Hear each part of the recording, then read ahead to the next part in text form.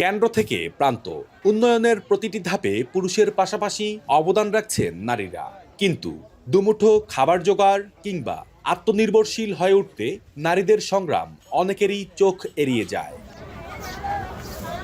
চাঁদপুরের পুরানবাজার মোমপট্রি এলাকার ষাটোর্ধ্ব Rashida Begum.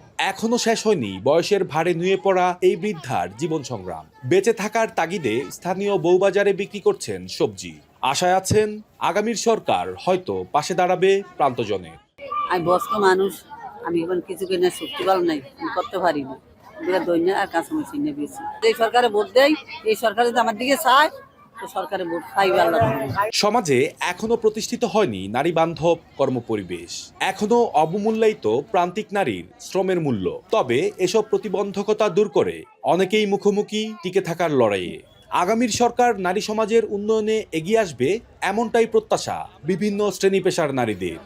এসএমসির emergency contraceptive pill নোরেক্স one অরক্ষিত মিলনের ৭২ ঘন্টার মধ্যে এর একটি মাত্র পিল আপনাকে করবে টেনশন ফ্রি। এসএমসির নোরেক্স ওয়ান, এক পিলের সমাধান। সুস্থ মতন নির্বাচন হোক, বা কোনো হালাহালি বা কোনো মারামারি বা কোনো নারী নির্যাতন, এটি আমরা চাই না। মেয়েদের পড়াশোনার ক্ষেত্রটা আরো বেশি প্রসারিত হোক, তারপর কাজের ক্ষেত্রটা আরো নিরাপদ হোক। সকালে ঘর থেকে বের হয়েছি, সন্ধ্যার পরে রাতের পর আমরা যেন আবার বাসায় নিরাপদভাবে আমাদের বাচ্চার কাছে, আমাদের ফ্যামিলির কাছে ফিরে আসতে পারি, এরকম একটা দেশে আমরা চাই। দেশের অগ্রযাত্রায় পুরুষের পাশাপাশি প্রয়োজন নারীদের উন্নয়ন। শিক্ষা নিরাপত্তার পাশাপাশি নারীদের কর্মক্ষম করতে প্রয়োজন উদ্যোক্তা সৃষ্টি। সুদমুক্ত ঋণ সুবিধার পাশাপাশি নারীদের ব্যবসার জায়গা দেয়া গেলে অগ্রযাত্রা আরো গতিশীল হবে।